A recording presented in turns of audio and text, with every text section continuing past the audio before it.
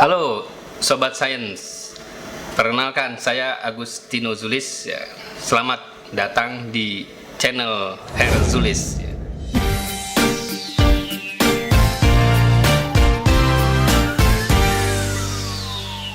Tidak salah Anda berkunjung ke channel ini yang akan membahas ilmu-ilmu kimia secara menarik dan menyenangkan. Sobat Sains ya, sering kita menganggap bahwa kalau berkenalan dengan ilmu kimia, kalau mendengar kata kimia, kayaknya sesuatu materi yang sangat susah, yang rumit dan kompleks. Betul demikian? Saya pikir Anda semua sering merasakan seperti itu. Susah ya, dan banyak sekali perhitungan, apalagi kita sering mendengar banyak hafalannya. Apa sebenarnya yang ada di dalam benak kita tentang kimia ya? Biasanya kita mendengar kimia langsung terbayang labu reaksi yang mengeluarkan gas warna hijau gitu ya. Kemudian ada rumus-rumus kimia yang jelimet dengan unsur-unsur di dalam tabel berkala yang banyak banget, yang tersusun satu sama lain membentuk senyawa-senyawa yang banyak sekali. Kemudian juga molekul yang strukturnya begitu kompleks ya, seperti molekul protein dan sebagainya gitu. Kemudian juga dalam benak kita kalau mendengar kata kimia, itu adalah zat dan bahan yang berbahaya dan beracun. Sebenarnya tidak salah kita menganggap seperti itu ya. Namun di channel ini ya kita akan melihat bagaimana kimia itu suatu materi yang sangat penting dan sangat kita butuhkan, dan insya Allah menarik. Wow. Ayo kita join di dalam channel ini. Kenapa ya kita perlu bertanya? Ilmu kimia kok ilmu yang susah ya, sulit. Hampir setiap kali bertemu dengan orang, Pak Agus, sekarang aktivitasnya apa? Oh, saya mengajar di Kimia UI. Wah, kaget. Wah, itu mata pelajaran yang susah sekali buat saya. Umumnya orang mengatakan demikian. Nah, sekarang kenapa susah? Susahnya itu kan banget katanya. Kenapa? Karena kita mempelajari bahan dari ilmu kimia yang mengandung atom. Atom itu super kecil. Saking kecilnya tidak bisa kita lihat. Nah, inilah yang menyebabkan ilmu kimia jadi terkesan abstrak, membutuhkan daya imajinasi yang kuat ya, sehingga banyak orang menganggapnya susah, sesuatu yang nggak bisa kita lihat jadinya. Pernahkah Anda membayangkan minum air itu di tengah-tengahnya ada atom oksigen tuh air H2O, kemudian ada hidrogen 2 mengapitnya berbentuk sudut seperti huruf V gitu ya, dan kedua hidrogen tersebut goyang-goyang sebetulnya, bervibrasi istilahnya. Nggak pernah kita melihat. Nah, karena itulah jadinya kita menganggap bahwa ini sesuatu yang nggak bisa dilihat, abstrak. Nah, kan kalau dalam bahasa kita kalau nggak bisa dilihat itu apa? Hal yang gaib kan ya. Berarti ilmu kimia adalah ilmu gaib.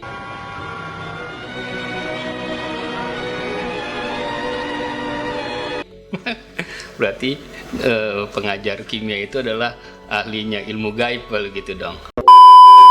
Nah, oleh karena itu kita bisa lihat di sini. Padahal setiap hari kita merasakan ilmu kimia. Bahan-bahan kimia itu bahan-bahan yang real. Ya, air yang kita minum, kemudian makanan, roti yang kita makan, ya, buah-buahan itu mengandung zat kimia. Baik yang baik buat kita maupun yang buruk. Udara yang kita hirup itu semua bahan kimia. Jadi dari tidur sampai tidur lagi kita akan berinteraksi lah dengan ilmu kimia. Jadi ini sesuatu yang real. Nah, mengapa susah? Karena memang kita belum mengerti tentang bagaimana memahami atau apa yang dipelajari di dalam ilmu kimia tersebut. Nah, kita harus tahu nih, apa sih tujuan dari mempelajari ilmu kimia tersebut dan apa yang dipelajarinya. Nah, sebetulnya kalau kita udah bisa membahas dua hal ini, nah itu udah enak kita akan belajar ya. Jadi mempelajari ilmu kimia itu kalau menurut hemat saya ada dua tujuannya. Yang pertama adalah ingin menguak misteri kehidupan kita. Apa tuh? Jadi kita tahu bahwa benda-benda bahan-bahan yang ada di dunia ini kan banyak sekali. Dan perbedaan benda-benda tersebut memiliki sifat yang berbeda-beda. Ada zat yang kok keras sekali seperti intan, ada yang cair air, ada yang begitu lembek dan sebagainya. Kemudian ada juga zat yang baunya menyengat seperti durian atau baunya enak, parfum gitu. Ada juga zat yang baunya tidak enak seperti gas amoniak atau air seni dan zat yang bau lain lah gitu. Ini kan bahan kimia juga, kok bisa berbeda-beda sifatnya. Kemudian ada zat yang bisa bersifat magnet, ada zat yang bisa menghantarkan listrik, ada batuan yang warna-warni, kok bisa perbedaan warna-warninya.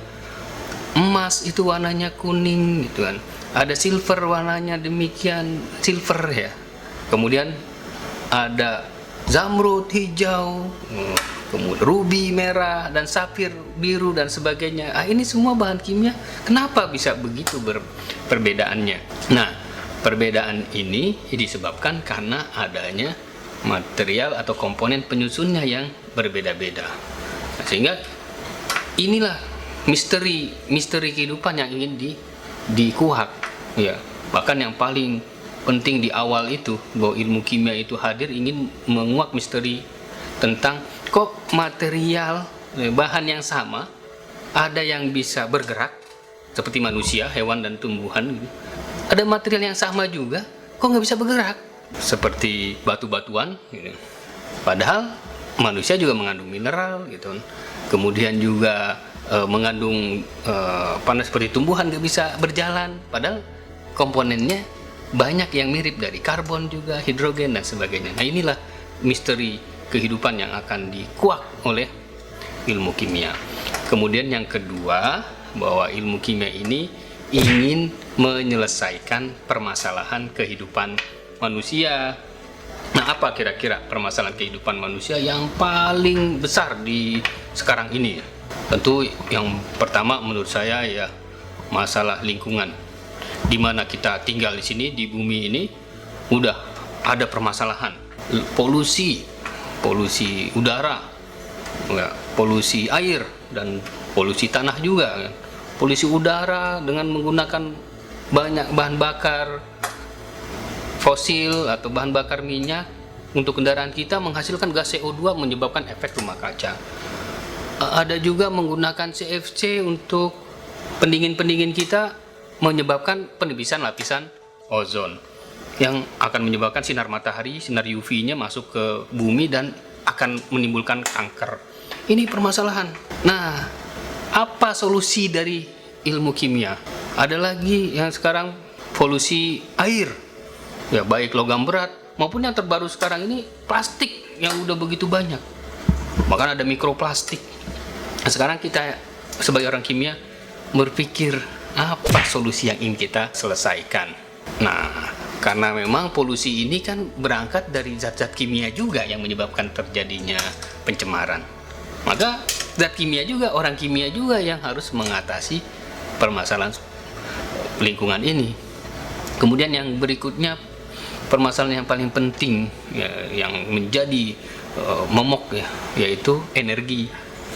Nah, tahun 2050 itu disinyalir bahwa kandungan bahan bakar minyak bumi itu akan berkurang, bahkan langka, habis. Nah, apa solusi berikutnya? Yaitu energi alternatif. Nah, ilmu kimia pun ingin menjadikan solusi dengan memanfaatkan cahaya matahari yang punya energi yang tinggi. Ya, kita bentuklah solar cell atau kita membuat dari biomasa yang banyak menjadi sampah, kita jadikan biofuel gitu kan, bahan bakar bio. Kemudian juga dari energi alternatif geotermal kah, kemudian Dari air bisa juga kita buat water splitting, kita memecah air menjadi hidrogen dan oksigen yang menjadi bahan bakar.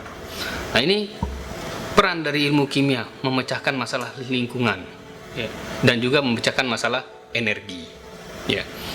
Kemudian yang ketiga, permasalahan yang penting sekali untuk diselesaikan oleh ilmu kimia yaitu adalah pembuatan material maju.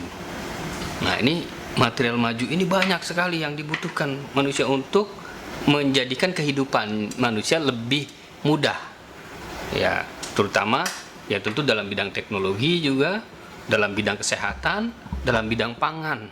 Ya, sebagai contoh misalnya dalam bidang teknologi, kita menggunakan alat-alat elektronik, ya, laptop kita, komputer dan sebagainya itu mengandung bahan-bahan kimia agar produk tersebut bisa lebih cepat, lebih tahan lama dan sebagainya.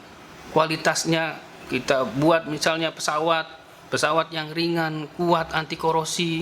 Kita buat laptop tuh layarnya tuh LCD liquid crystal display. Itu bahan-bahan kimia yang menghasilkan warna-warni yang begitu indahnya. Gitu. Dan juga baterainya, dari baterai yang begitu besar sekarang menjadi kecil, baterai litium dan sebagainya. Ini kemajuan teknologi sangat penting juga, dan ilmu kimia juga berperan di situ. Kemudian di bidang kesehatan, apalagi sekarang pembuatan obat-obatan. Nah, ini jelas bagaimana obat yang tepat sasaran, diminum dalam jumlah yang sangat sedikit dan tidak menghasilkan efek samping. Ini yang sedang diteliti terus. Kemudian dalam bidang pangan juga demikian. Ya, kita bagaimana krisis pangan ini dengan pola ya, agro usaha, ya, industri pangan ini dibuat ya agar lebih ya banyak lagi pangan-pangan yang sesuai dengan standar gizi kita, dan juga alternatif pangan tidak hanya satu bentuk dengan bentuk yang lain juga membutuhkan ilmu kimia. Nah, demikianlah kalau kita lihat secara umum bahwa kita mempelajari ilmu kimia ini adalah untuk menguak misteri-misteri kehidupan kita, baik yang ada di bumi ini maupun nanti yang ada di luar angkasa. Itu semua juga ada hubungannya dengan ilmu kimia, ya. Dan yang kedua, kita ingin menyelesaikan permasalahan-permasalahan kehidupan kita.